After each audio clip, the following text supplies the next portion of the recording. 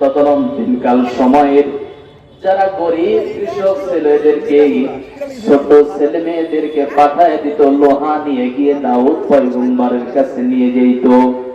আল্লাহর পয়গম্বর হযরত দাউদ আলাইহিস সালাতু ওয়াস সালাম হাতের মধ্যে লোহা নিয়ে লোহাটা নরম করার পরে কারো ইচ্ছা মতো কাউকে দা, কাউকে বটে, কাউকে খুন্তা, কাউকে কাঁচি বানায় দিতেন।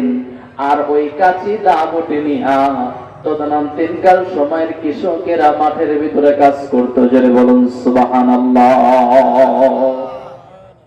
আল্লাহ তাআলা দাউদ পয়গম্বরকে এই মুআজিজা দান করেছিলেন, কিন্তু আল্লাহ নবী মুহাম্মদুর রাসূলুল্লাহ সাল্লাল্লাহু আলাইহি ওয়াসাল্লাম আখির জামানার পয়গম্বরকে আল্লাহ রাব্বুল আলামিন এতগুলি মুআজিজা দান করেছিলেন। সমস্ত মুহাদ্দিস, সমস্ত মুফাসসির, সমস্ত ফুকাহায়ে দ্বীন এই কথার উপরে একমত, এই মতের উপরে সহমত প্রকাশ করেছেন। আল্লাহ পাক হযরতে দাউদ আলাইহিস সালাতু ওয়াস সালাম থেকে নিয়ে শুরু করে হযরতে ঈসা আলাইহিস সালাতু ওয়াস সালাম পর্যন্ত সমস্ত নবীকে যত মুআজিজা দিয়েছিলেন, আখিরি জামানার পয়গম্বর মুহাম্মদুর রাসূলুল্লাহ সাল্লাল্লাহু আলাইহি ওয়াসাল্লামকে একাই ওই পরিমাণ মুআজিজা দান করেছিলেন। এজন্য ওই নবীর উপরে দরুদ পড়ার দরকার আছে না নাই? এজন্য সমস্যারে মুহাম্মাদান দরুদ পড়ছি সাল্লাল্লাহু আলাইহি ওয়াসাল্লাম। সম্মানিত হাজিরিন, আমি যুবক মানুষ, ছেলে মানুষ, অল্প বয়সী মানুষ, আমার রক্ত একটু গরম, কথা বলেন ঠিক কিনা? তো আমার সামনে যারা আছেন আলোচনা শুনতে হলে আপনাদেরকে একটু গরম হওয়া লাগবে। রাজি আছেন তো ইনশাআল্লাহ? কথা হবে কোরআন থেকে। কিসের থেকে? কথা হবে কোরআন থেকে। কোরআনের বাইরে কোনো কথা বলবো না ইনশাআল্লাহ। আল্লাহ পাক রব্বুল আলামিন এই পৃথিবীতে আমাকে আপনাকে নিয়ে আসছেন একমাত্র, কেবলমাত্র একজনের দাসত্ব করার জন্য। তিনি কে? আল্লাহ। তিনি হলেন আল্লাহ। এই ভাইরা আপনারা বসেন। এখানে যারা আসছেন আপনাদের সর্বপ্রথম নিয়ত খালেস করা লাগবে। কি করা লাগবে ভাই? নিয়ত খালেস করা লাগবে। সিয়াসাতটা যে ৬টা কিতাব আছে এর ভিতরে একটা কিতাবের নাম হলো বুখারী শরীফ। নাম শুনছেন কখনো? এই বুখারী শরীফের প্রথমে একটা হাদিস রাসূল করিম সাল্লাল্লাহু আলাইহি ওয়াসাল্লামের একটা হাদিস নিয়ে আসছেন, ছোট্ট হাদিস। ক্বালান নাবিয়্যু সাল্লাল্লাহু আলাইহি ওয়াসাল্লাম ইন্নামাল আ'মালু বিন্নিয়াত। আল্লাহ রাসূল সাল্লাল্লাহু আলাইহি ওয়াসাল্লাম বলেন, আমল কবুল হয় নিয়তের উপরে নির্ভর করে। কি হয় ভাই? আমল কবুল হয় নিয়তের উপরে নির্ভর করে। বর্তমান জামানায় তাফসীর মাহফিল বাড়ছে না কমছে? রাগ করতেছেন? খারাপ লাগতেছে? তাফসীর মাহফিল কমছে না বাড়ছে? তাফসীর মাহফিল বাড়ছে, ওয়াজ মাহফিল বাড়ছে, মাগার আমল বাড়ে নাই। কথা বলেন ঠিক কিনা? কেন বাড়ে নাই জানেন? শ্রোতা যারা আসে এরা চিন্তা করে যে বসছি, বক্তার সুর সার যদি ভালো হয়, বক্তার ওয়াজ যদি ভালো হয়, ও গান বলুক আর যাই বলুক শুনবো, তাতে কোনো সমস্যা নাই। কিন্তু একজন মুহাক্কিক আলেম, একজন জবরদস্ত আলেম এখানে বসে কোরআনের মূল কথাগুলো যদি একটু ভাঙা কণ্ঠে বলে, শ্রোতারা উঠে দৌড় দেয়। দেয় কি দেয় না? শ্রোতারা উঠে দৌড় দেয়। এজন্য শ্রোতা খোঁজে সুর আর বক্তা খোঁজে টাকা। কি খোঁজে ভাই? বক্তা খোঁজে টাকা আর মাহফিল কমিটি খোঁজে কালেকশন। এক একজনের চাহিদা এক এক রকম। এই বিভিন্ন রকম চাহিদা হওয়ার কারণে যদিও তাফসীর মাহফিল বাড়ছে, ওয়াজ মাহফিল বাড়ছে, হেদায়েত শূন্য হচ্ছে। কথা বলেন ঠিক কিনা? এজন্য অন্তত পক্ষে আজকের তাফসীরুল কোরআন মাহফিল, বার্ষিক ওয়াজ মাহফিলটাকে আমরা নাজাতের জরিয়া বানাতে চাই কি চাই না? অনেকে চায়ের স্টলে বসে আছে। এবার যে আজকে দেখলাম, আমি এক জায়গায় চা খাচ্ছিলাম, এখানে একটা ছেলে সম্ভবত সূরা আর রহমান তেলাওয়াত করতেছিল, ছিল না? একজন সূরা আর রহমান তেলাওয়াত করতেছিল। তো চায়ের স্টল থেকে এক বাবাজি বলতেছেন, এই এল্লাতিয়া কি জালসা হয়? কি কইছে রে? এ কি কয় কিছুই তো বোঝা যায় না। ও যে আল্লাহর কোরআন তেলাওয়াত করছে, ও কোরআন জানলে সিন বুঝবে। কথা বলেন ঠিক কিনা? আরেকজন আবার কইছে, এল্লা মাংনা বক্তা এরকমই হয় রে। মাংনা বক্তা মানে যে বক্তা যত বেশি টাকা নেবে ওই বক্তার ডিমান্ড তত বেশি হবে। কথা বলেন ঠিক কিনা? এজন্য বক্তারাও দেশে সুযোগ একটা পাইছি, 70, 80, 50 যে যার মতো টাকা নিচ্ছে। কথা বলেন ঠিক কিনা? এজন্য আপনারা কোন নিয়তে আসছেন বলেন তো দেখি? ইসলাম নিয়তে আসছেন নাকি সুর শোনার জন্য আসছেন? কথা ভাঙা হোক আর মন্দ হোক, ভাঙা গলায় বলি আর যে গলায় বলি, শেষ পর্যন্ত শুনবেন তো ইনশাআল্লাহ? কারা কারা শুনবেন? দুইটা হাত তুলে আর দেখেন, লিল্লাহি তাকবীর, নারায়ে তাকবীর, আল কোরআনের আলো, আল হাদিসের আলো, সুদ ঘুষ যেখানে, সিডি সিডি যেখানে, আলেম ওলামা যেখানে, নারায়ে তাকবীর। আল্লাহ সকলকে কবুল করে বলছে আমিন। সম্মানিত হাজিরিন, কোরআনুল কারীমের ভিতরে আল্লাহ সূরা দিয়েছেন 114টা। জয় বলেন কয়টা? 114টা সূরার ভিতরে আল্লাহ 6000 আয়াত দিয়েছেন। এতগুলো আয়াতের ভিতর থেকে আমি একটা আয়াত আপনাদের সামনে তেলাওয়াত করেছি। বিশ্বনবী সাল্লাল্লাহু আলাইহি ওয়াসাল্লামের অসংখ্য অগণিত হাদিসের ভিতর থেকে ছোট্ট একটা হাদিস আপনাদের সামনে উপস্থাপন করেছি। এই তেলাওয়াতকৃত আয়াত এবং হাদিসকে ভিত্তি করে আমি আপনাদের সামনে কিছু কথা বলতে চাই। শুনতে রাজি আছেন তো ইনশাআল্লাহ? আল্লাহ পাক রব্বুল আলামিন আমাকে বলার, আপনাদেরকে শোনার এবং বক্তা শ্রোতা উভয়কে আমল করার তৌফিক দান করুন, বলছে আমিন। তাহলে আল্লাহ পাক রব্বুল আলামিন এই পৃথিবীতে আমাকে আপনাকে নিয়ে আসছেন, এমনি এমনি কিন্তু আনেন নাই।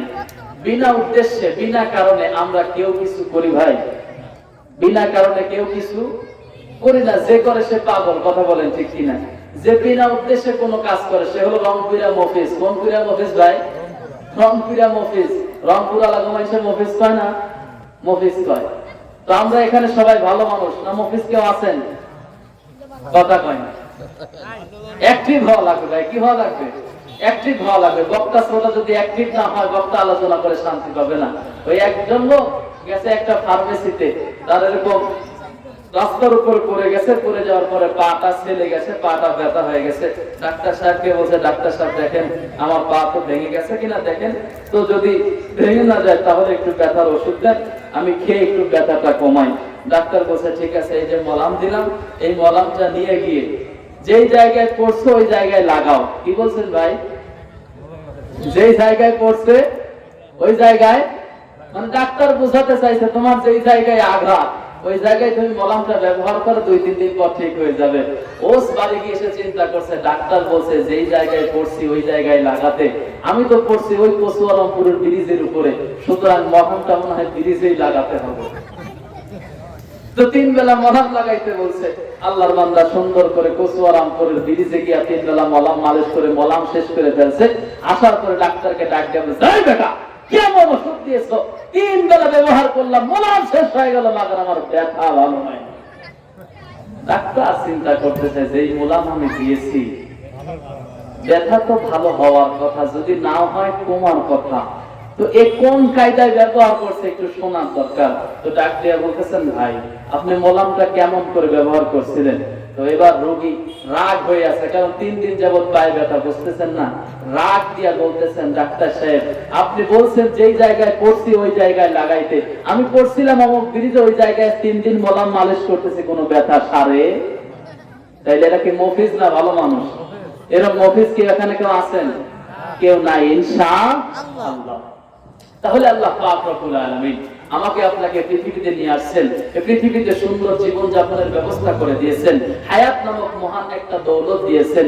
এই হায়াতের বড় দাম, কথা বলেন ঠিক কিনা? কারণ এই হায়াতের পূর্বে আল্লাহ পাক আরেকটা জিনিস সৃষ্টি করেছেন, সেটা হলো মওত, কথা বলেন ঠিক কিনা? মুসলমান ভাইরারে আমার, আল্লাহ পাক রব্বুল আলামিন এই পৃথিবীর জমিনে আমাকে আপনাকে নাজিল করে দিলেন, এই পৃথিবীতে আমাকে আপনাকে পাঠায় দিলেন হায়াত নামক মহান দৌলত দিয়া। কিন্তু আল্লাহ বলেন, আল্লাযী খালাকাল মাউতা ওয়াল হায়াতা লিয়াবলুয়াকুম আইয়ুকুম আহসানু আমালা। আল্লাহ পাক রব্বুল আলামিন বললেন, আল্লাযী খালাকাল মাউতা ওয়াল হায়াতা লিয়াবলুয়াকুম আইয়ুকুম আহসানু আমালা। রে পৃথিবীর মানব মণ্ডলী তোমরা শুনে নাও, তোমরা শুনে নাও, যে হায়াত পাওয়ার পরে তোমরা দুনিয়ার জিন্দেগিতে বসবাস করতেছো, তোমাদেরকে সাবধান করে দেই, সতর্ক করে দেই, ওই হায়াত বানানোর পূর্বেই আমি আল্লাহ আরেকটা জিনিস বানাইছি, ওইটা হলো মউত। ওইটার নাম কি? মৃত্যু কার কখন কোন জায়গায় আসবে কেউ বলতে পারবে না, কেউ বলতে পারবে না মৃত্যু কার কখন কোন জায়গায় আসবে। এজন্য মৃত্যুর আগে মৃত্যুর জন্য প্রস্তুতি নেওয়া, এটা হলো বুদ্ধিমানের কাজ। কার কাজ ভাই? এটা হলো বুদ্ধিমানের কাজ। মুসলমান ভাইরা রে আমার, তাহলে আমি আপনাদের সামনে যে আয়াতটা তেলাওয়াত করেছি, আল্লাহ পাক রব্বুল আলামিন বললেন বিসমিল্লাহির রাহমানির রহিম ওয়া মান ইউতি'ল্লাহা ওয়ার রাসূলা ফাউলাইকা মা'আল্লাযীনা আন'আমা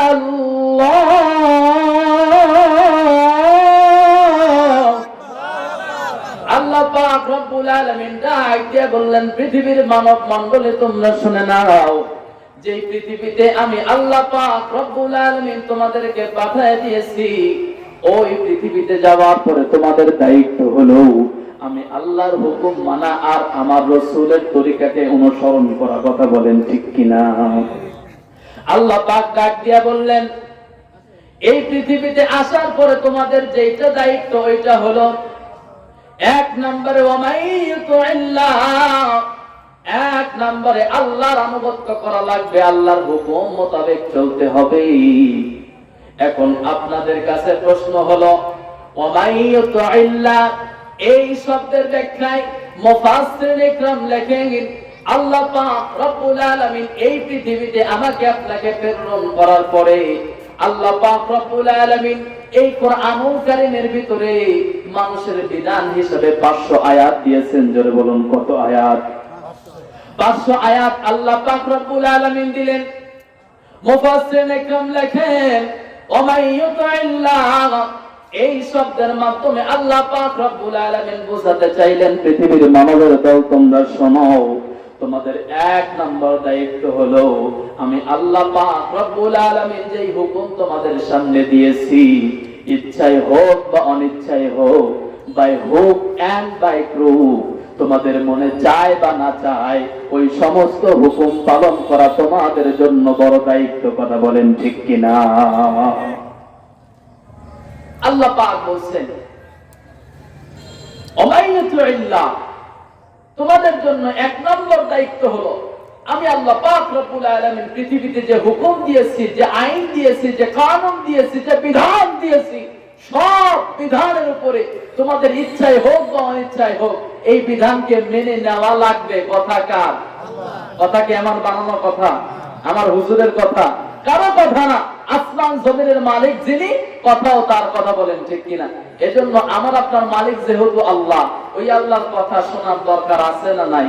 যদি না শোনেন, একজন মানুষ যদি একজন কামলা নেয়, কামলা বোঝেন বাংলা ভাষায়, যে কাজের লোক বা জোন বা যাই বলেন, কাজে যদি কাউকে নেয়, সারাদিন যদি কাজ না করে, আসরের টাইমে গিয়া যদি ওই মজুরি চাই, মজুরি কি পাবে?